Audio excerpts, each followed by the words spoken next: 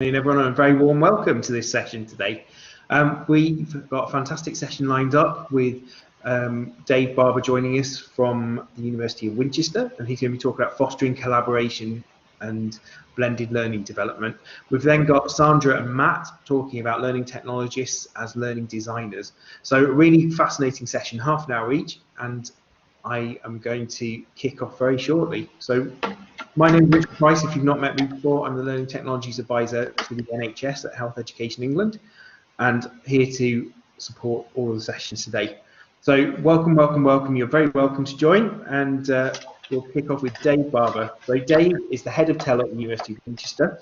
He's previously been at Solent University and the Open University, and he's going to be explaining collaborative approaches to blended learning design.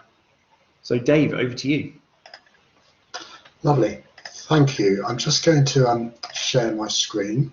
He says,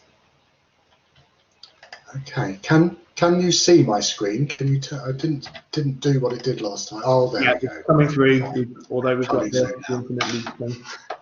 Excellent. Right. Well, I'll just start this slideshow and I'll get cracking. So, thank you for coming to this session here today. A lot of what I'm going to talk about relates to activity at the University of Winchester. So I'll start with a bit of local context. The senior management team here committed to what we would probably recognise as hybrid teaching. At a very early stage, they envisaged that we would be teaching on campus, students would be on rotas and they'd be attending in person or online, and that their learning would be supported by a body of pre-recorded online content. So nothing particularly surprising there. I suspect that even if you aren't using this model yourself, you're familiar with it in outline. But there was a very strong desire to make this a branded approach. And so we actually got a lot of detail at a very early stage. We had things like timetabling protocols, we had a set of principles that laid out a set of entitlements, student entitlements, and by the end of June we had a blended learning validation process in place where all the programs had to commit to an approach, how they were going to implement this model. And I think the intention was to create clarity and to give staff optimum kind of preparation time, and it was very effective in that respect. But one outcome was that we ended up mandating quite a lot of practices, and we focused attention around quite a narrow set of technologies, and that was a bit problematic from our point of view. Why? Well, because in the immediate aftermath of lockdown, we were very much engaged with individual staff, helping them adapt their practice and mitigate the impacts of lockdown on students. And I'll give you an example. We in February, March time, we saw a massive increase in the number of Canvas conferences. That's our webinar tool. We saw a massive increase in the use of this tool. We went from an average of about 2 to 3 a day to over 50 a day. And we had 185 people using the tool for the first time. And you can probably imagine we were very focused on people's digital skills. But come April, May time, we were starting to put more structured packages of training in place. And we were trying to change the emphasis away from individuals' digital skills and towards program level planning. And you might think that all the conversations that are now bubbling up around the new branded University of Winchester approach would be really helpful. They would really focus people's attention. But what actually happened from our perspective was that all the conversations that we were having, particularly with senior management, suddenly resolved themselves around a single question. And that was whether staff had the digital skills that they needed in order to deliver this model. In fact, we were told that what was needed was a course, a structured set of training materials that would help staff acquire the skills that they needed. So just as we were trying to pull away from that focus on digital skills, we were being pulled back into that space. I mean, by no means the end of the world, but that's just an observation.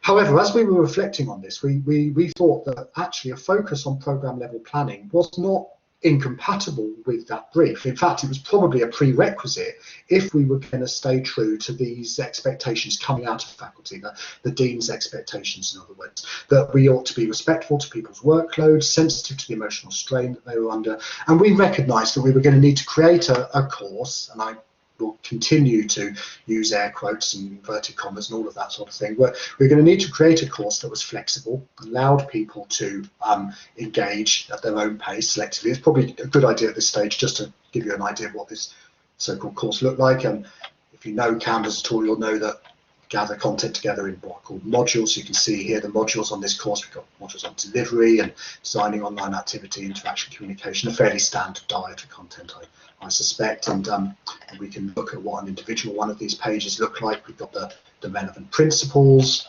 some content, including a video explainer, and we've got some tasks that kind of scaffold individuals' engagement with this content.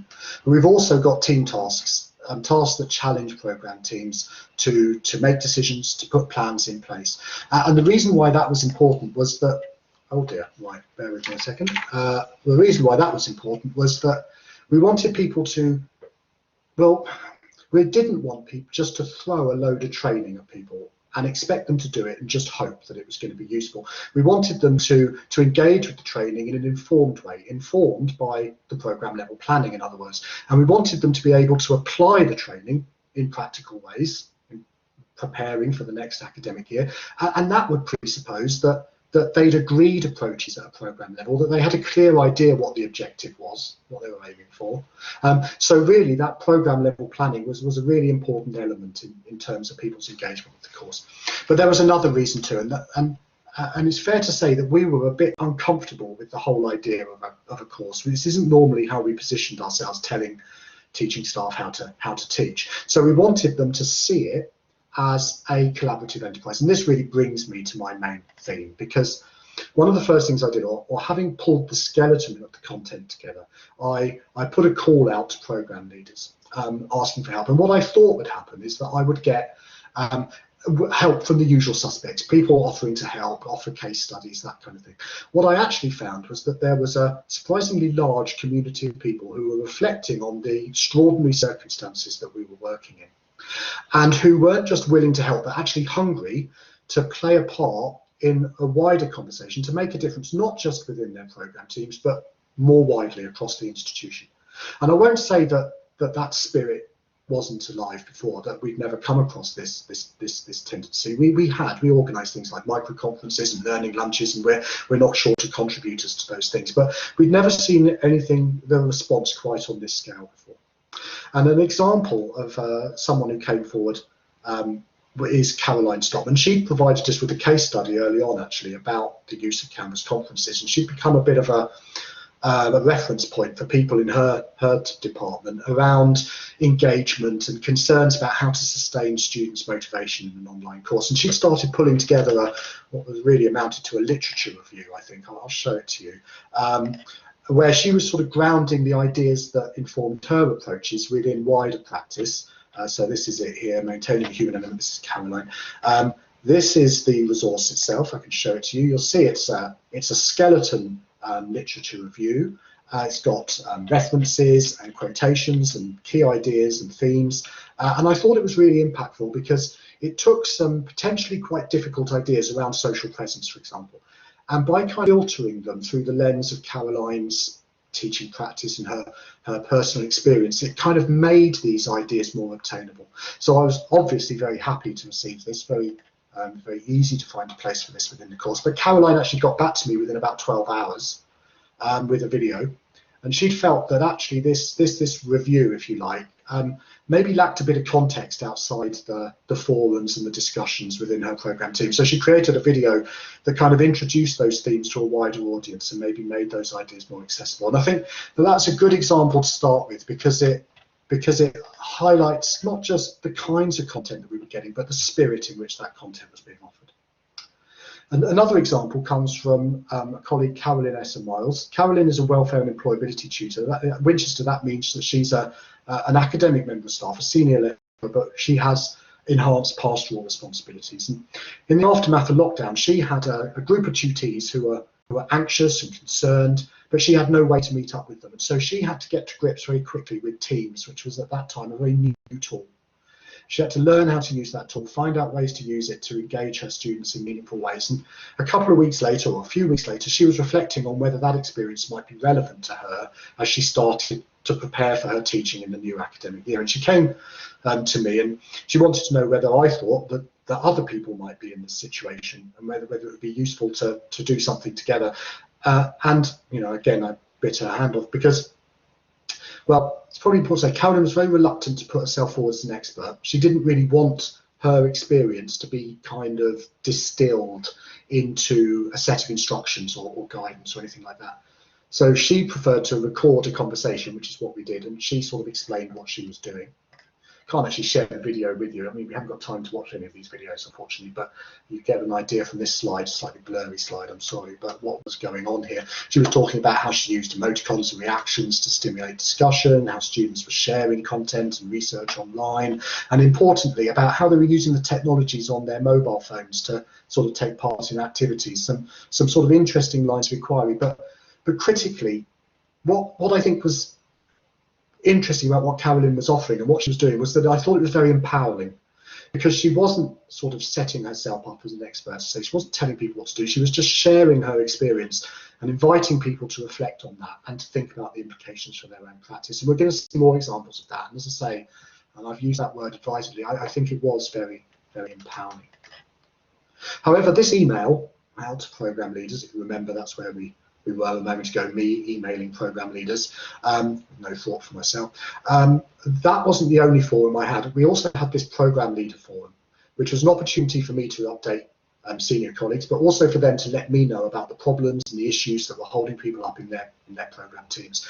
And a persistent issue that kept coming forwards, and you'll probably recognize this if you're Teams users, is the issue about breakout rooms in Teams. And up until very recently, up until last week for us, creating a breakout room in Teams wasn't exactly difficult, but it was ad hoc. There was no kind of breakout Teams feature in Teams. So it was very difficult to sort of encapsulate or to address concerns in a simple bit of guidance. And Louise Pagden, director of our Institute of Education, she came forward and offered to run a session for colleagues and showcase her approach. And we had about 100 people engage with this. We had about 20 people attend the session, and about maybe 70 odd people who've reviewed that video since. So reasonably large audience. And what was interesting about that session was that the demonstration part of it lasted a very short time, literally minutes. I mean, there's only so much you can actually say about creating a breakout session in Teams. You kind of go here, press that, and there you go. But what was interesting was the discussion that followed, that really felt like a quick fire quiz. And it was lots of people raising issues that they sort of saw as technical issues, but they weren't really technical issues. They weren't the kind of things that you could address with a bit of technical guidance. They were quite operational, but they were about teaching. They were about the practical aspects of running a breakout or a seminar activity. There are things like, how do I get my students into the breakout? What do I do if they go into the wrong one? How do I capture what's happening in the breakout? How do I get people to come back into the main session? All of these kind of things. And Louise and I and some other, let's call them forward makers, were able to kind of discuss these and offer some solutions. And I think that this was really impactful, because we could have, in the TEL team, we could have created a video that showed you how to create a breakout in Teams. But as we've discovered from the discussion, that wasn't really what was detaining people. We could have even maybe been able to anticipate those concerns and offered some advice, but I think it was so much more impactful for coming from someone like Louise and other colleagues who shared the experience of the people who were asking the questions. And I think that session really was a bit of a turning point for many people.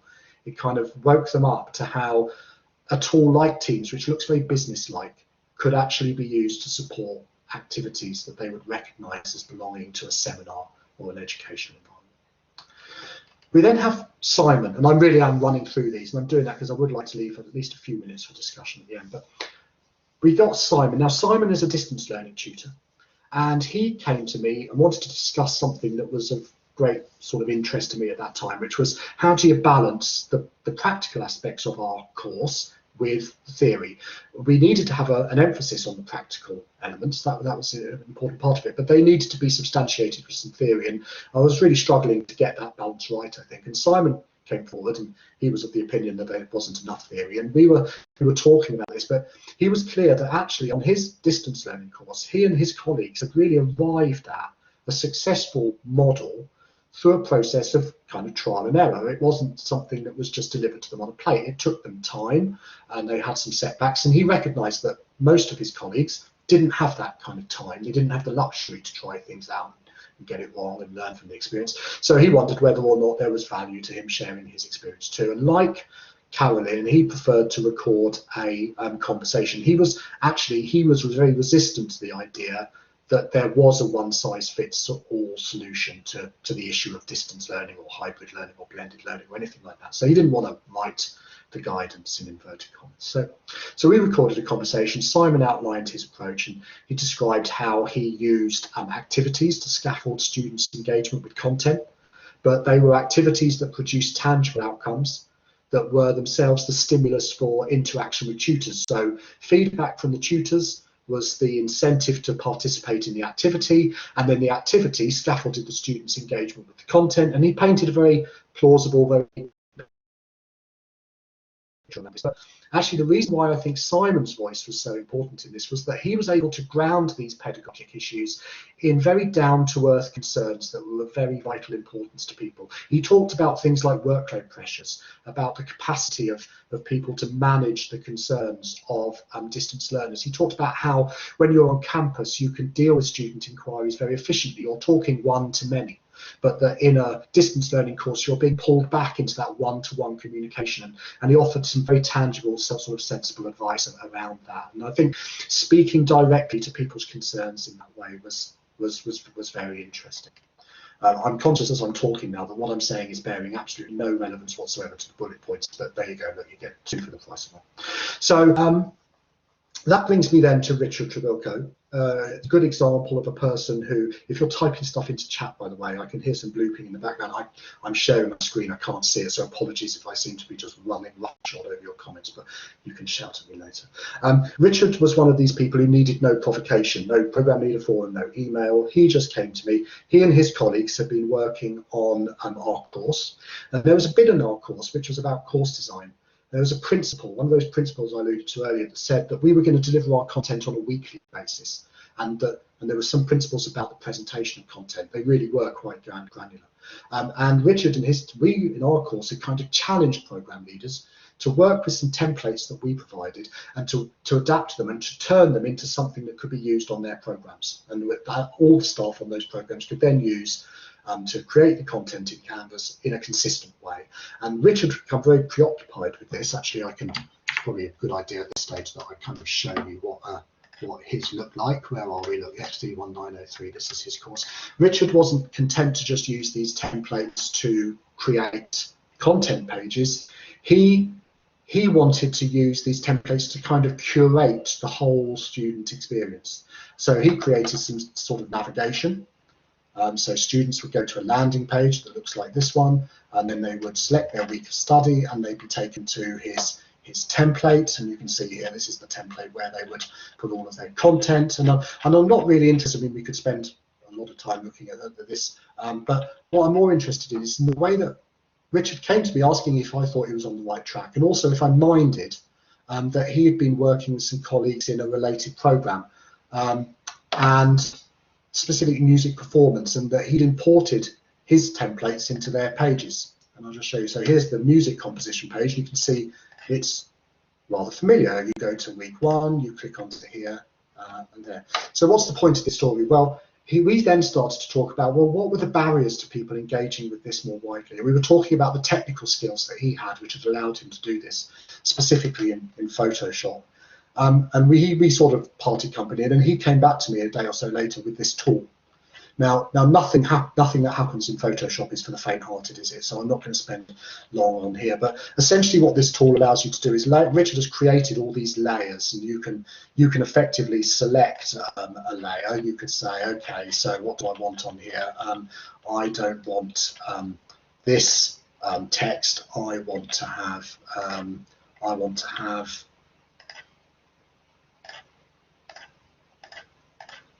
this text, and now I can't read that text against that background anymore, so I'm going to have to add an image overlay. Okay, that's a bit more readable, and you could then save that graphic, that thumbnail, that button. You could then save that and import that into your course, and it's just an example of a way that somebody with technical skills put the time aside to create a tool that people could use to introduce some richer graphical content into their courses.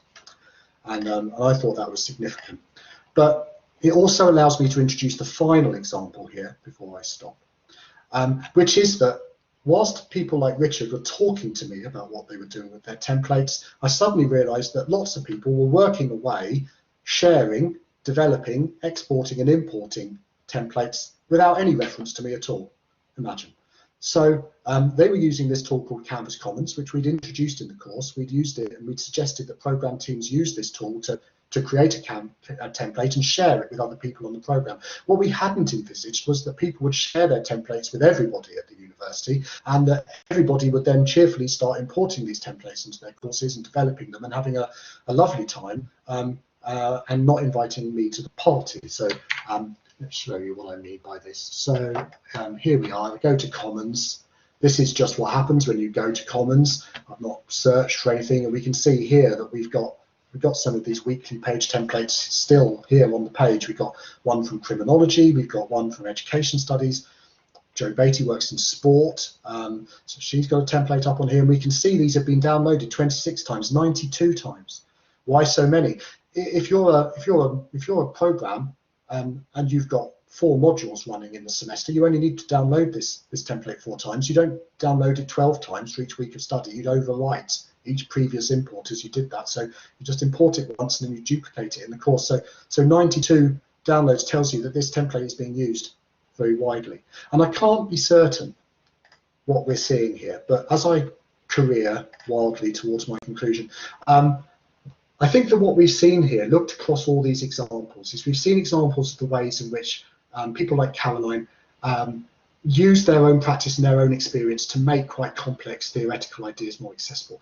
We've seen how people like Louise gave credibility to the course with the work that they've done, and we've seen how people like Carolyn and Simon, they kind of worked in ways that I think are really empowering within the context of that course. And I think that the overall impact of that, and this sounds a little bit trite, so I kind of hesitated over writing this line, but I think that they helped create an environment which everyone could be inspirational, in which everyone could support each other. And I don't know that there's a link, but in terms of what I saw on the happening on the Commons and the way that people were collaborating between programs and across faculties, I thought that those staff that have worked with me on that program had really helped to create an environment in which that kind of thing could happen. And I promised you some sober reflection. I've left myself about 30 seconds to do that, so that's the amount of time I like to leave for sober reflection. But here are the lessons learned. I think that the reason why we were nervous about a course is that it's fundamentally, I think, quite a disempowering framework to operate in. It's kind of static, it's kind of hierarchical, it makes people passive, privileges tools and techniques, and we've seen all sorts of examples of the way in which the academic staff who came forward helped us to break out of that. And I know from feedback that people saw the course as being representative of regulations and kind of managerial approaches, and that was a bit problematic. And I think if I've learned a lesson from this, it will have been that had I got my time again, and let's hope we don't, but if I'm ever in this situation again, I would be looking to engage that community much more actively at a much earlier stage in the development of that content. And that is it from me. Thank you, Dave. Just a virtual round of applause in the chat, please, for Dave. Very well done. We've got about 5 minutes for questions, Dave, if you're happy to answer a few. By all means, yeah, absolutely. So let's. How do I stop? I've got a question for you. How do I stop sharing? A good question. There you go. You've done it. There we go. You don't need me. Yeah. Trial and error. So a couple of questions. So Mark, Lynn and Maria Christiana have very similar questions, so I'll combine them into one. One was program level staff development used before. Let's start with that. Okay, so sorry, repeat the question. Has program level staff development been used before? Yes. Yeah, I mean, it is a kind of, when I referred earlier to usual suspects, we do quite a lot of this. So as I say, we have mechanisms like program leader forums, and I have a program leader mailing list that I use, and I try to keep in close contact with our program leaders, and we use that network to devise kind of CPD sessions and things like that. But I would say that we're not we're such a small team and we have so many programs. So we've got 72 programs, and I have 3.5 people in my team. We tend to work in collaboration with the program leaders, and we don't do a huge amount of work at a program level. We're always trying to ask people to set up bespoke training with us in sessions, but what we generally do is we work through processes like learning lunches, as I say, and micro conferences and things like that. So we try to engage people that way. So this was a bit of a foray for us, a bit of a departure in terms of working in a sustained way with program teams. Fabulous, thank you, Dave. I think you possibly answered this question already, but Maria Christiana is asking if you could elaborate on how you went about working at the program level. Well, I'm a little bit unsure what sort of meant there about program level. I mean, one of the things that we did in the course, and which I didn't talk about here, was that as we were bringing the programs in program teams, what we did is we offered every program team who signed up an induction. So we would meet with as many people from that program team as possible, and everybody who was working through the course was entitled. We didn't actually meet up with everybody like this, but everyone was entitled to set up an additional session with us at a key point within the course. So we would say, please work your way through to this point, and then at this point we can convene a session with everybody on your program team, and we can work through any issues that you've encountered in the course, any obstacles you've encountered in your planning, any concerns you have about the coming academic year. And we did work with several program teams. Trying off the top of my head, we probably worked with a dozen or so teams, including some of our largest, like psychology and education studies and things like that. And they were tremendously fruitful.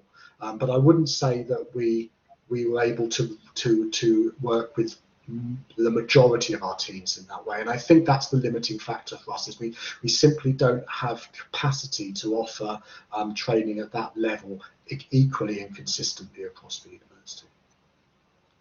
Great, thank you, Dave. So Jim Turner, just thinking about the year ahead, really, what are your plans going forward?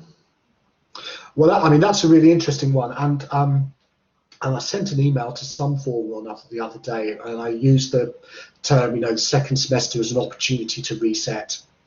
And I've kind of been saying this to people. And just before this meeting, I mean, I came out of it about 10 minutes before I came into this session.